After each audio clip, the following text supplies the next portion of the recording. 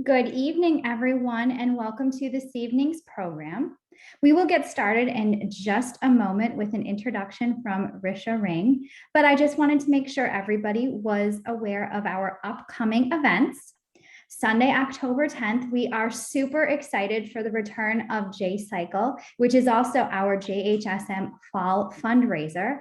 And we encourage everyone to register online for this automotive theme bike tour.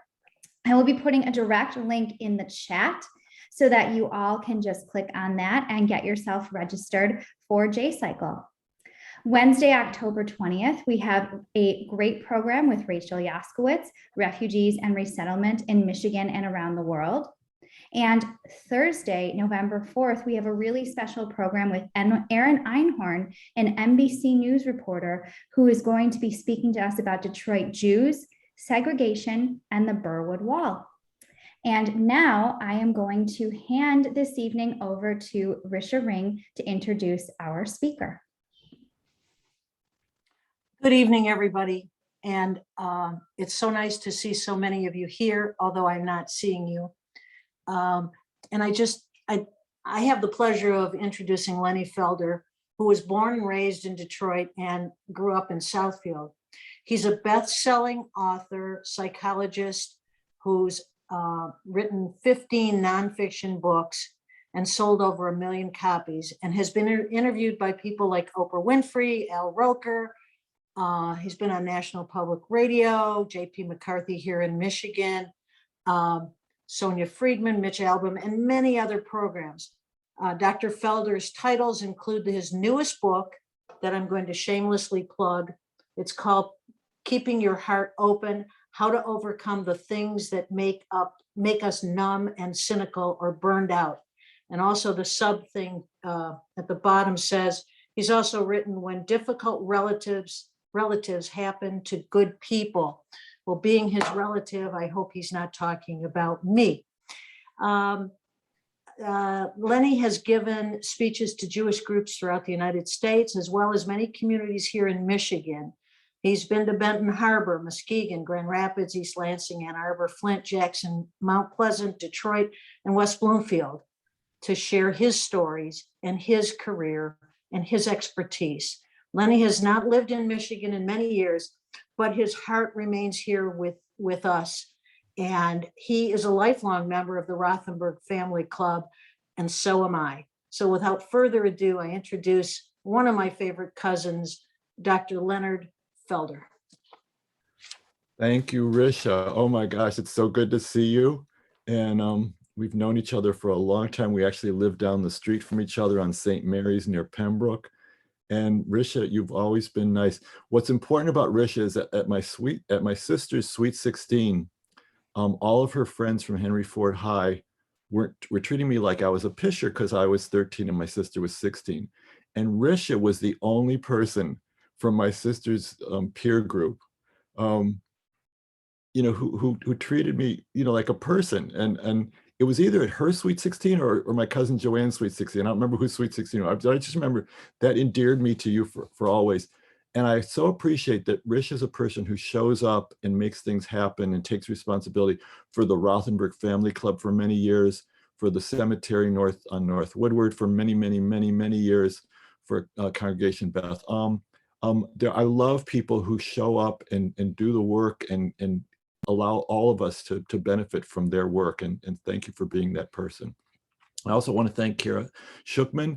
It's been wonderful. Tonight's the first time I met you in person. I've met you through email many times, and I appreciate this organization and the arrangements that you've made and how pleasant it's been to work with you. And I wish you and your family all the best, and I'm so glad to finally meet you tonight.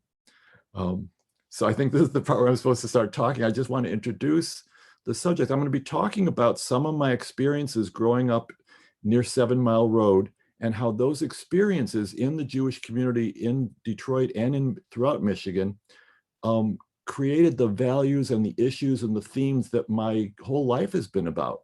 The things that I've been working on as a person, the things that I've been writing about as a psychologist and a writer, the things I've been working on with many of my counseling clients are issues that I learned a lot about from the Jewish people that I was exposed to as a kid, and they were such a diverse group of people.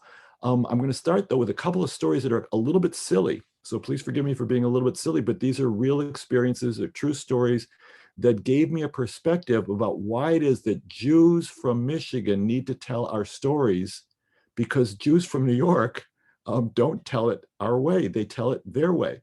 And I love New York and I love New Yorkers, and these stories paint New Yorkers a little bit, you know, in a not perfect way. So I don't want to be disrespectful to New York and New Yorkers, but I want to point out where I learned that it's important for us to tell our Michigan Jewish story. I was 9 years old and my family didn't have much money. My dad was the assistant manager of the Hughes and Hatchers at Northland Shopping Center. I can't see the audience, but I just want you to raise your hand. How many of you shopped at Northland Shopping Center? And now here's the big question. How many of you dragged your parents into the Hughes and Hatchers because there was a cage with the monkeys in the cage? And that was something that all kids dragged their parents into because we wanted to see the monkeys, and that's how people shopped at Hughes and Hatchers. My father was partially responsible for those monkeys being there. My father was also partially responsible for removing the cage with the monkeys because the monkeys were acting up in really inappropriate ways a lot, and it was shocking a lot of the kids and their parents. So they had to eventually take the monkey cage out of Hughes and Hatchers at Northland Shopping Center, but they still did okay for a while. So anyway, we didn't have much money, but we took a nice week-long vacation every summer. And when I was 9 years old, we somehow got some sort of a discount plan to go to the Catskills. I'd never been to that part of the world. And we went to the Catskills. We went to Brown's Resorts. I don't know how many of you went to the Catskills as a kid. And it was the Jerry Lewis Theater, and we saw all sorts of performers, and it was really exciting. But it was the first time I was around New York and New Yorkers. And I was at this table. I was the only Michigander there. And they were all New Yorkers there. They were all from Long Island. They were all from Westchester County. They were all like really affluent, really showy, really, you know, upwardly mobile, very, very smart, very, very out there, you know, assertive folks. And this young woman who was probably 11, I was 9 at the time, she explained to me a couple of important things. First of all, she explained that when I said the word Harry for someone's name, she said, it's not Harry, it's Harry. It's Harry. Don't you know it's Harry? And then when she was talking about her brother, who was Barry, I said something about Barry. She said, no, it's Barry. It's Barry. And then we were talking about her dog. She said, it's not a dog. It's a dog. It's a dog. Don't you know how to say it right? It's a dog. So I learned that we speak differently, which is superficial and not a big deal. But then she said something that really shocked me. She explained to me, I was 9, she was 11. I didn't know a lot about the world. I knew what I knew. And she said that there are no Jews outside of New York and New Jersey. I said, that's not true. I'm from Detroit. There's a lot of Jews in Detroit. There's a lot of really interesting, wonderful Jews in Detroit. You need to meet them. She said, no. She said, once you cross the Hudson River, you go a little farther along 95, there's, you know, some Jews there. But once you go, especially if you go past the Delaware River, there's no Jews. The whole country has no Jews in it. I said, you're serious? And she said, yes, I'm serious. Well, you don't know this? I said, no, I don't know this. So I was shocked that a really intelligent person was lecturing me about the fact that there were no Jews who weren't from New York. And a very similar thing happened a few years later. In 1965, we went to the World's Fair, which was on Long Island. And we went to Yankee Stadium to see the Tigers play the Yankees. And I was in the stands in the bleachers. And this guy explained to me, he said, where are you from? And I said, I'm from Detroit. He goes, what do you mean you're from Detroit? He said, is there really a Detroit? I said, well, that's the team that the Yankees are playing today. He said, no. He said, Major League Baseball is just like the Harlem Globetrotters. You know how like the Harlem Globetrotters, they play the Washington Nationals and all these other teams that have city names, but they're all from New York. And it's just, they set up these teams with these fake names so that the Globetrotters can play against somebody, but the Globetrotters are going to win every year, just like the Yankees win every year. And the Yankees are going to win this year too. And I thought, oh my goodness. And you know, he was right that the Yankees had won the championship in 60 and 61, 62, 63, 64. They didn't win the World Series in 63 because Sandy Koufax beat them. But you know, they'd won all the last previous 5 years. They didn't win in 65 because the Twins won the American League and the Dodgers beat them in the World Series. But he really meant it. He said that the country revolves around New York. The Yankees are the only team that deserves to win the championship. And I thought, these people are different from here. In Detroit, we don't assume that Detroit's the center of the universe. We love Detroit, but we don't think it's the center of the universe. Everybody's got to, revolve around us. And then the final blow to this sense of New Yorkers telling the story their way, and they really believe it, was when I worked in New York. I moved to New York after Kenyon College, and I worked for Doubleday Publishing. They had a research department where we consulted to all the different divisions of Doubleday. And one of the fun parts of the job is that the Literary Guild, which was one of the Doubleday divisions, we were allowed to buy books every week, only they were free because they were an employee perk. And they wanted us to really keep up on what are the best sellers and what's going on in publishing and which books and which genres are doing well. And so we could order books every week. So I ordered this new best-selling book by Irving Howe called World of Our Fathers, and I read it and I loved it. It was a fascinating book. It was very long, very detailed, and it told a boilerplate picture of American Jewry. American Jewry was Jews who came from the narrow Pale of Settlement, the Russian, Polish Pale of Settlement, Lithuanian, that one particular area that Jews were allowed to live in.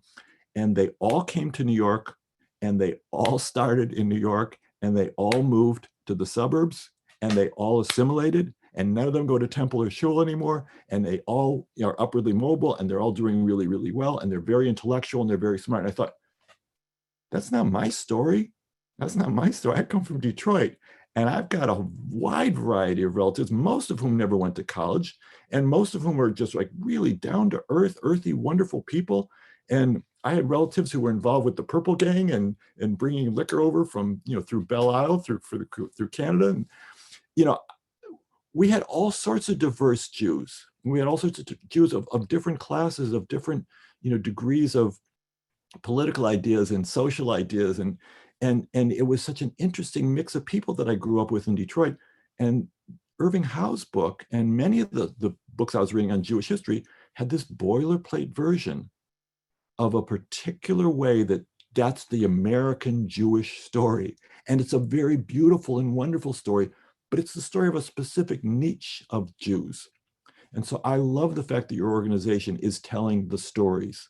And I didn't know the stories even growing up. I mean, the wall in I think it's called the Burwood Wall that you're going to be talking about in a few weeks. I didn't know about that until a few months ago. And I was a pretty well-educated person growing up in Detroit and going to Detroit public schools. I didn't even know that 4 miles from my house, there was this separation barrier between communities. These are fascinating stories, and it's so important that our stories get told and get told in a good way.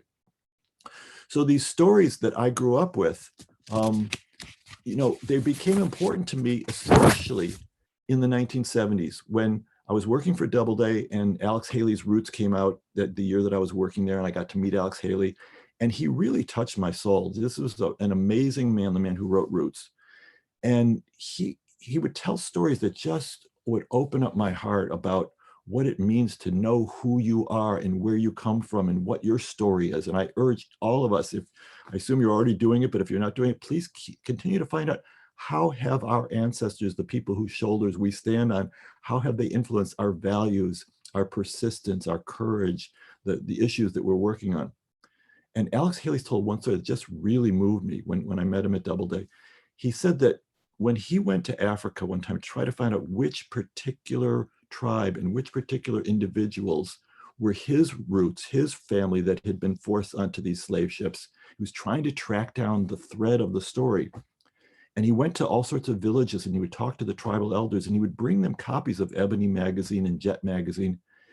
And he was fascinated that they would look at Ebony magazine and they would look at these pictures and the way that people moved their head and the way they held their posture. And this guy would know which tribe and which country that particular guy appearing in that ad or that particular article was from. Just like you and I can look, I know that I can look and I can see that my German Jewish relatives look different from my Russian and Polish Jewish relatives. And I can see sometimes, when they just open their mouth, that Gilda Radner from Detroit sounds different from Howie Mandel from Toronto, who sounds different from Barbara Streisand and Woody Allen from Brooklyn. There's lots of ways that we know our Lunsmen are tribe people, and we know what tribe they're from. And we know that as Jews, we just sort of know. I had relatives who moved from Detroit to Atlanta, and they would talk about being friends with Andy and Julian and Martin and all these people. And my Aunt Belle, who grew up in Detroit with the name of Belle, but then she moved to the South and became a Southern Belle. Aunt Belle would talk about her life in the South, and it was so rich and endearing because there was so much she was involved with civil rights. And I really thought, wow, this is such a rich, diverse Jewish community that I'm a part of. It's not just one story, it's many, many stories. So I was fascinated by these stories about my family. And I just briefly wanted to talk about the branches of my family and how I learned how people can love each other and be there for each other, even though they disagree about a lot of stuff. So I'll start with my father's side of the family. My father was born in Plauen, Germany, which is a small town on the Czech border in what was East Germany since World War II, but at that time it was Germany. And in Plauen, there was a Reformed temple that I didn't know about until recently, was in all sorts of architecture books. And it was my great uncle's temple. It was called the Plauen Reformed Temple, and it had this Bauhaus architecture, and it was this modern, beautiful, beautiful place to pray with light and gorgeous wood structures and the most beautiful wood arch. It was like the highlight of for all around there, people would come to this wonderful temple where the melodies were beautiful, and it was a great place. And so on the Wormser side, they were from Worms originally, the town in Germany. My grandmother who died in Auschwitz was Johanna Wormser Dingfelder. And they cut off the ding in a Jewish ceremony when they came to America. That's a joke. But no, they shortened the name. So Johanna Wormser Dingfelder's family were all rabbis and cantors. And I didn't know about this for a long time. My father did not talk about his childhood. It was too painful for him. I had to slowly draw stuff out of him. So when the book, The Voyage of the Damned, came out, my father turned to me one day and said, "Oh, by the way, your grandparents and your uncle were on that boat." I said, "What?" "Yeah, your grandparents and your uncle were on the," I said, "You mean the boat that was turned away at Havana and they went back?" He said, "Yeah." And then later I found out that my grandfather, Leopold Dingfelder, who I was named after, I'm Leonard Felder, grandson of Leopold Dingfelder, who also died at Auschwitz. Leopold Dingfelder had written a note on a napkin that's in the Holocaust Museum in Washington. I didn't know about this until 10 years ago because my father didn't want to talk about it. On that note, he said, "I have some relatives in London. Please, can we get off in London?" And when the boat had been turned away from America because of quotas, because of anti-Semitism, because of the political public relations game that was going on between Eichmann and our government, they were turned away. And instead of being dropped off in London, where they had too many of the passengers being dropped off, they were dropped off in Rotterdam.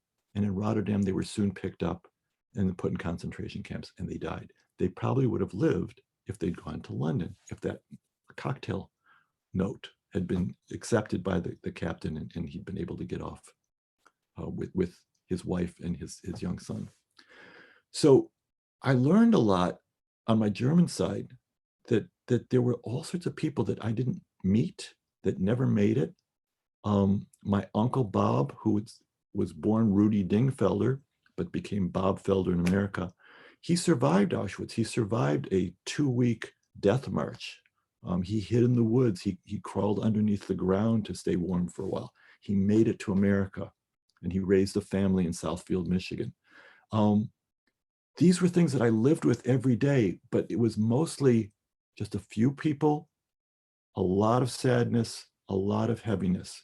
And in my neighborhood, growing up on St. Mary's near Pembroke, I saw that there were other families who were also similar to mine, where there was a lot of sadness, there was a lot of secrets, there was a lot of heaviness, and that they were survivors' kids.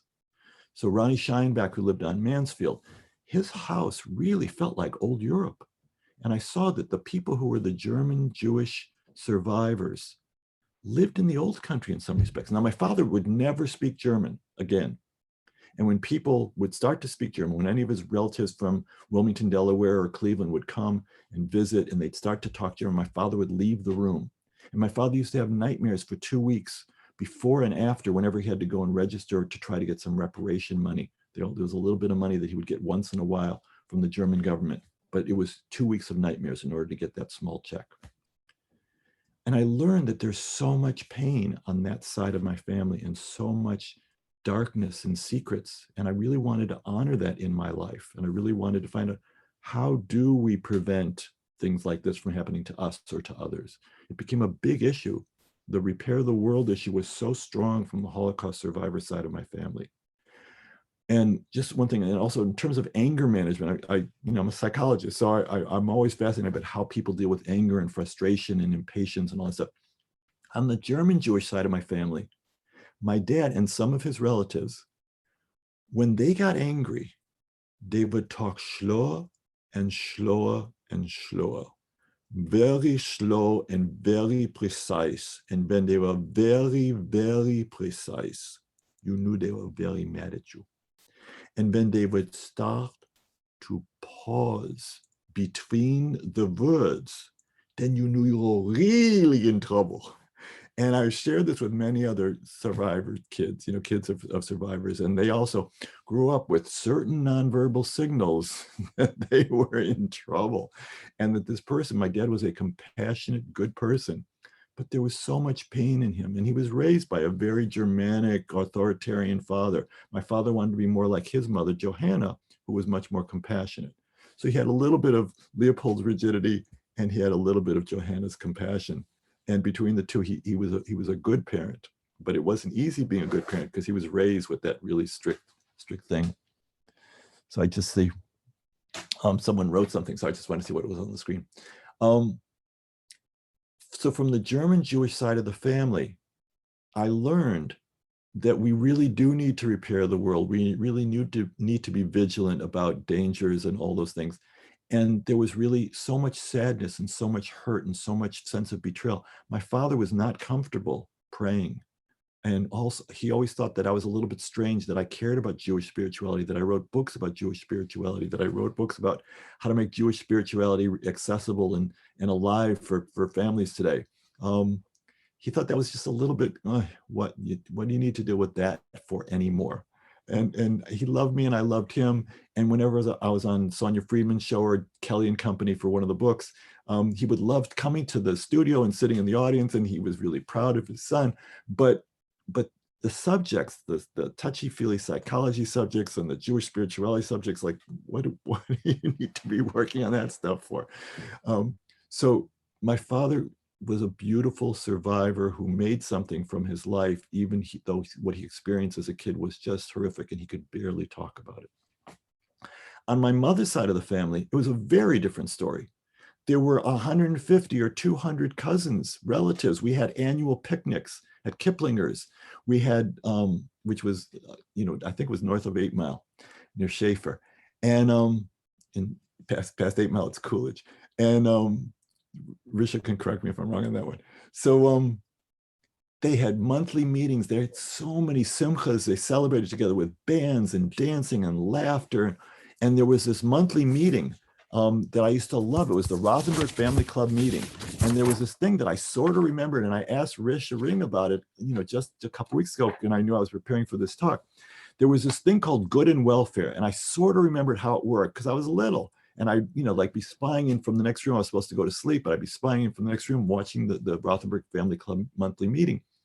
This is what good and welfare was. Here were these people. They were mostly from Sandomierz, Poland, and they were Polish, Russian Jews. And they had such fire in them. They had such aliveness. Most of them had not gone to college. They were mostly working in grocery stores or had owned a grocery store, had owned a gas station. They were real earthy, wonderful people.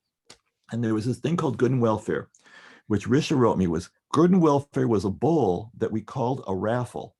And people put in nickels, dimes, and quarters to announce good things, not sicknesses or losses. They would announce some nachas, some things going, so-and-so passed her test, and so-and-so, had a baby, and so-and-so, took his first step. And so they put in 50 cents to this pot, to this raffle, to this bowl. The hostess of the evening would have a small gift for the raffle winner. And in the final 10 minutes or so, people would say that the gift should go to so-and-so over here who's really been struggling lately, or so-and-so who's had this wonderful thing happen in their life. And another cousin would say, no, the gift should go to so-and-so. And there'd be this whole bidding war at the end where people were putting in more money and more money and more money, 10 cents, 25 cents, $1 sometimes, to raise money in this bowl and for good and welfare as this competition as to who's going to get the money. Okay. And then they would just up the proceeds with that action. And then if the family was going to sing happy birthday to somebody, that was an automatic $1. You had to put money in so that the family would sing happy birthday. And where did the money go?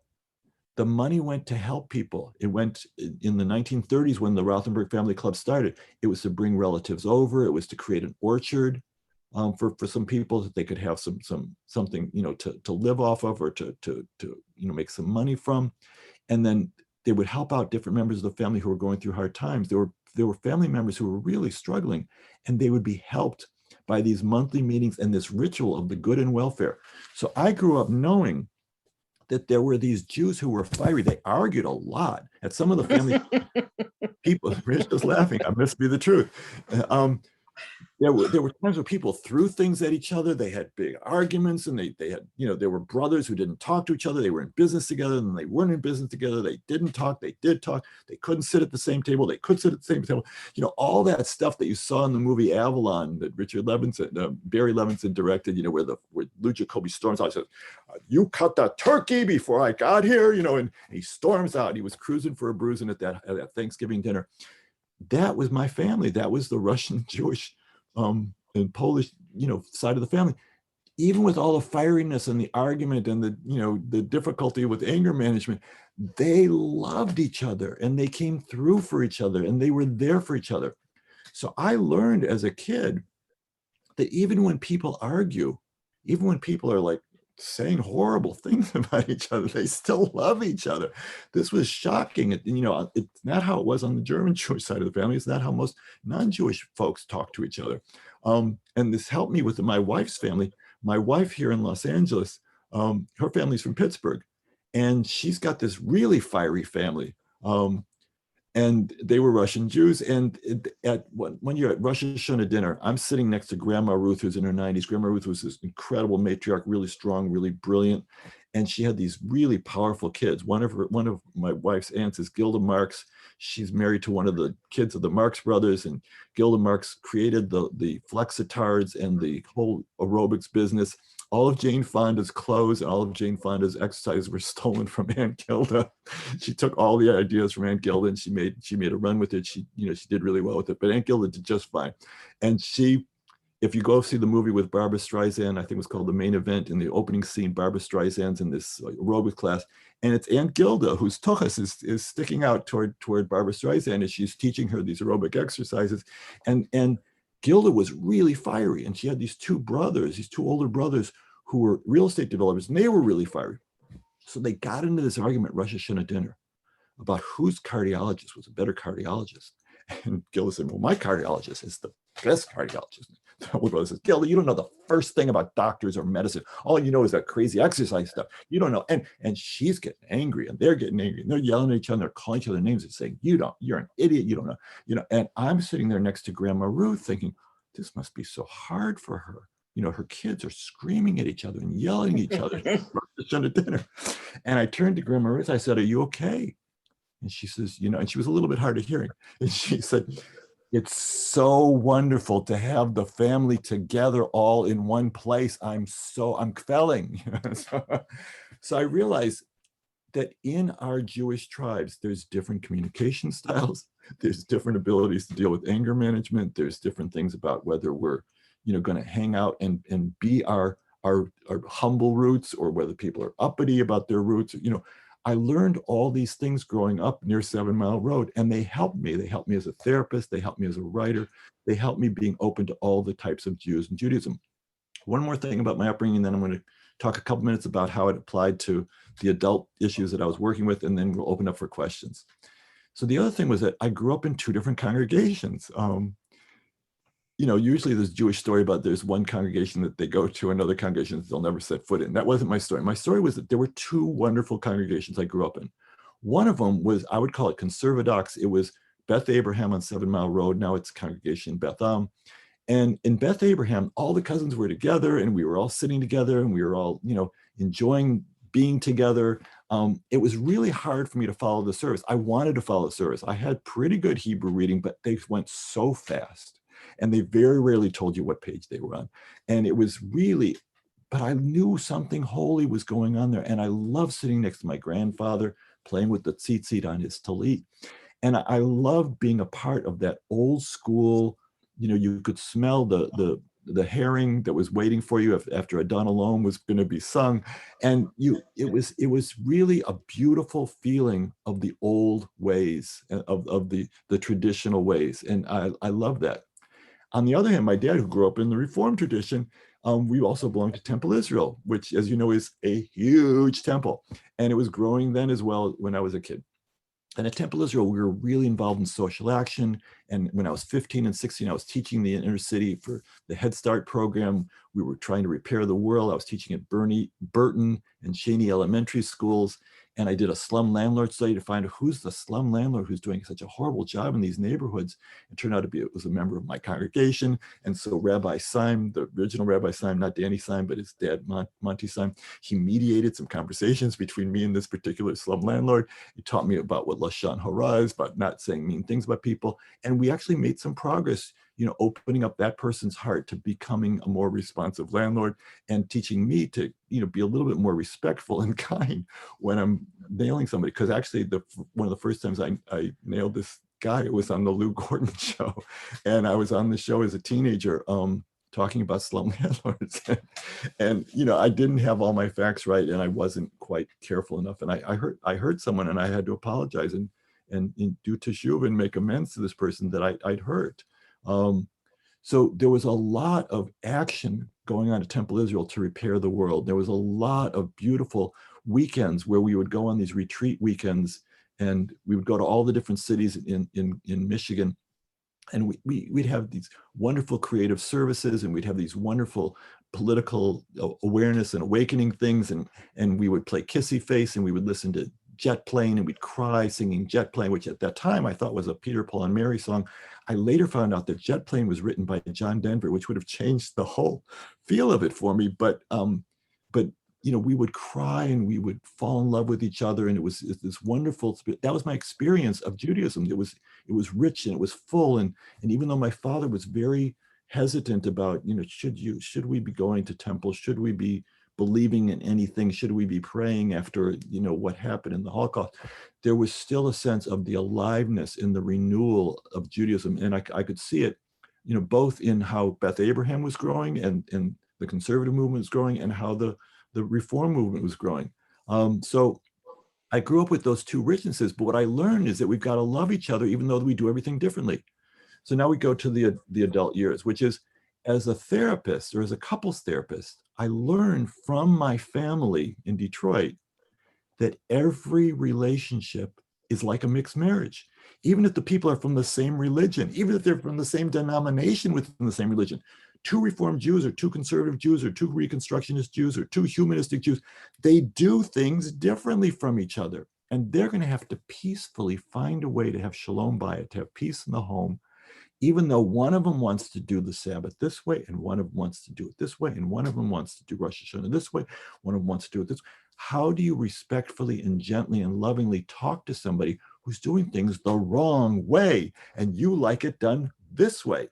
So that issue, which has come up in so many relationships and with so many of the couples, when they're trying to plan a wedding or plan a bar mitzvah or a bat mitzvah or a baby naming or a funeral, there's so much tension around the right way to do things and how to talk to each other with kindness.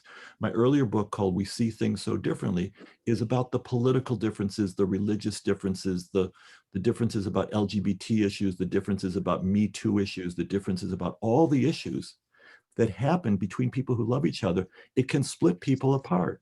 And sometimes it doesn't. I'm not perfect on this issue. There's people that I've had a falling out with. It's so sad because I love these people, and yet we couldn't quite get through our differences. Most of the time, though, I have been successful at having real strong differences with someone, and yet we learn how to love each other. One quick example of that, I have a brother-in-law from Saginaw. And even though I was, real liberal and he was real conservative, we had things in common. We both wanted to be good to my sister. We both wanted to be good to his daughter and my daughter. We both wanted to be good to my dad and my stepmom. We wanted to be good to his mom. So we had lots of projects that we could work on together as teammates, even though we saw things completely differently when it came to politics. And we would laugh about it. We knew that we didn't have to change each other. We could appreciate we see things so differently. So just one quick story about my brother-in-law from Saginaw. When John McCain nominated Sarah Palin for vice president, I didn't understand what this was about. So I called my brother-in-law from Saginaw and I said, can you please explain to me, because I don't understand. He said, it's real easy. He said, have Obama or Biden ever run an administrative department with a large budget, and they had to come in on budget, and they had to run a tremendous administration of many people and keep them on task and really, really run like a company. You know, like George Romney used to run American Motors, and then he was good as a governor. And that's what we kind of need in a president. We need a president who's run a budget, not who's just like passed bills and aspired to this and the other. I said, oh, so she's been governor of Alaska. She knows how to run a budget. Okay, that's one reason. You got anything else? And he says, yeah, and she's going to fire up the base. She's going to fire up the base. And boy, they need firing up because they're not that hot for McCain. And this is, you know, this is our only chance to win this election, because Obama's so charismatic and he's got all this momentum going. I said, that's great. I said, got anything else? He said, no, that's it. I said, no, did you make this stuff up, or did you get a talking points memo this morning? He said, I got a talking points memo this morning. So those are the only 2 points they had? He said, yeah, that's all we got. He said, I'm scared out of my mind about this person. So we were able to laugh and have a good time and not be self-righteous and not be arm twisting with each other. And that continues to this day. He knows that I'm crazy in the way that I'm crazy. I think he's a little bit different from me in the ways he's different from me. And we love each other, and we have things we can do together as teammates and as project people together. So the other thing that I worked on, you know, with my therapy clients and in my writing is, how do you make sure that you keep your heart open when someone's saying or doing something that really gets on your nerves, that makes you impatient? And this is very important for me, because I'm the parent of an adopted child who is autistic and is also transgender. So I'm constantly having to learn on the go how to be patient and kind and open and figure out, what do I need to do for this person? Now, my daughter who's autistic, they say that autistic people can't read nonverbal clues. It's not true. So my daughter is so good at picking up nonverbal cues. So she'll say to me, Dad, you're using that soft therapist voice right now, but I can tell you're really impatient and you're actually sounding a little bit like your Germanic father. I say, I am so busted. So I have to breathe and I have to get my heart open again. I actually say to myself, is my heart open right now, or am I just trying to win this point? And when I say, both with my daughter or with my wife or with somebody else or someone I'm dealing with, you know, who's different from me, I've got neighbors on both sides of me who have different political persuasions than we do. When I want to keep my heart open, I actually say the words, is my heart open right now? And what do I have to do to get it back to being open? Because I'm really effective with people and I'm really okay to be around when my heart is open. When it's not, when I'm in that, you know, that prosecuting attorney or that case building person or that self-righteous person, it's not fun to be around. I wouldn't want to be around that guy. So that's a real mission. So the most recent book is called Keeping Your Heart Open, because all of us, especially during COVID times, we have been so tested and so overwhelmed by all the hard stuff that we have to deal with and all of the changes and sacrifices and confusion and uncertainties and the tension between people and oh my gosh, the self-righteousness from both sides. So how do you keep your heart open so that you don't hurt your loved ones, so that you don't alienate the people you work with, so that you don't alienate your neighbors? It's so important to be able to keep your heart open. And Judaism has such great teachings on how to do that. Maimonides, the Rambam, he talked about when you're going to talk to somebody about a thing you disagree about, you talk to them one-on-one by breathing with an open heart, seeing their neshama, their pure soul, see their soul, see their goodness, see the spark of the divine in that person. And then when you talk to them based on the fact that they have a spark of the divine, it might be really hidden in some people, but it's somewhere. It's a Where's Waldo project. There's somewhere in there, there's a spark of the divine, even in that person. And you talk to that person, to their soul, to their beauty, to their you know, Elohai neshamash and atatabi, the soul that you've put in each one of us is so pure. And when you find the pure soul in that person, then you can have a conversation about how we're going to stop hurting each other and talk to each other in a better way and change our tone of voice so that we don't get on each other's nerves so much. Then it can be a beautiful conversation that's, positive and uplifting, and you get things done, you get things accomplished. Otherwise, you get the I'm out of here, we're done, I don't want to talk to you anymore. So the psychologist and the writer and the person who's raising an autistic kid, all those things are guided by the diversity I grew up with, by the fact that people were able to stay together and be there for each other and do good and welfare and raise money for each other and help each other out and get through their differences most of the time, not always. And it's so important that we take what's from our roots, not just the family tree, not just the facts and the who died on what date and who were they married to and who they get divorced from. What were the values? What was the ethical wills? And I urge people to make ethical wills where you really lay down, these are the values that are important to me. And this is where I learned them. This is where I took them from certain ancestors or from certain writings or teachers or rabbis or friends. I learned these things that have helped me to be resilient, helped me to be a kind-hearted person, a patient person, a person who can open up my heart even when I'm under stress, even when I'm under pressure. Those are the values that we can pass on to next generations if we know that that's what the history can be as well. It's not just facts and figures, it's values, it's skills, it's life skills, it's the ways that we coped with the hardest moments of our life, because other people are going to have hard moments too, and they're going to remember that's how so-and-so was even on that hardest day. So I'm going to stop talking. I'm going to open up. Kara's going to, I guess, referee the question answering. I hope that I haven't stepped on anybody's toes. If you're from New York and I hurt your feelings with any of those early stories, please send me an email and let me know, because I'll try to do better next time, because I wanted to affirm our Michiganness, and I had to use as the scapegoat there, the New Yorkers who were closed-minded, but there's many open-minded New Yorkers and there's many good people that I've loved from New York. Thank you. Thank you so much. We really appreciated this talk. It was awesome. And right now I'm going to open it up to those of you in the audience. If you have any questions, please submit them via the chat feature, because we would love to hear from you. So we'll just wait a second and see if anybody has any questions. On a personal note, I would love to talk offline. I heard you talking about your grandmother's family, and her name was Wormser, and that is actually one of the derivatives of my maiden name. Oh my And goodness. some of the story you were telling, I think we may be distantly related.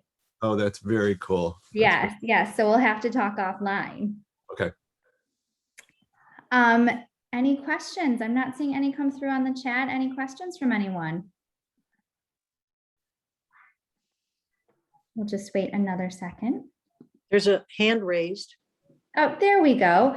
Arlene Frank has said, hi, Lenny. I grew up in Temple, Israel as well, and was in youth group with you, a couple years behind.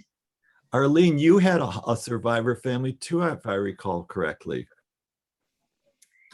And she said, we learned so much about social justice, and she did have a survivor family too.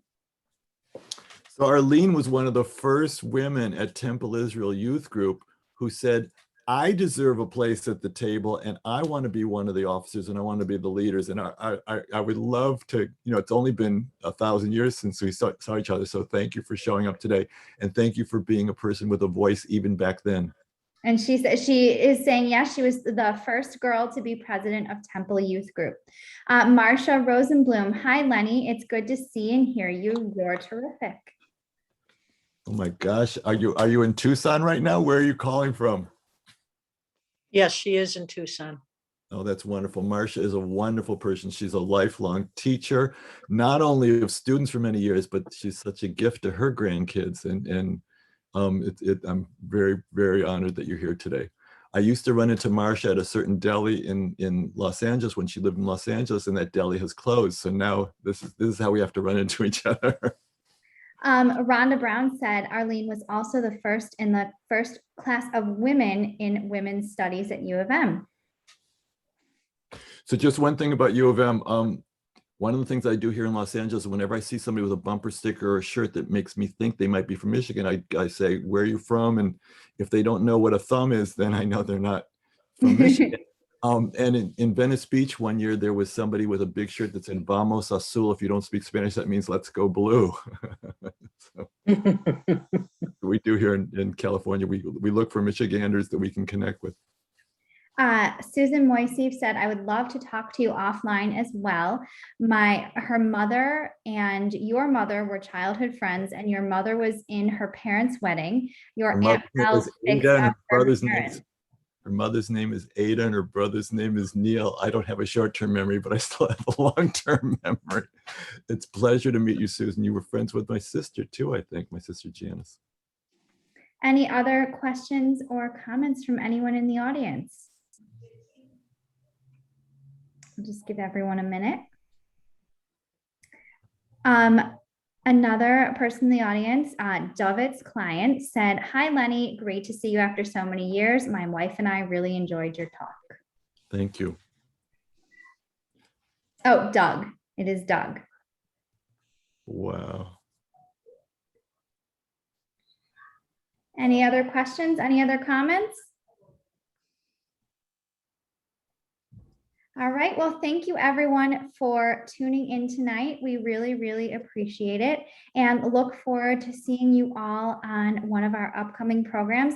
And thank you so much, Dr. Felder. We really appreciate you coming and speaking to us. This was so insightful, so wonderful, and we were really, really blessed to have you. So thank you so much. And as I said, I look forward to talking to you offline as well.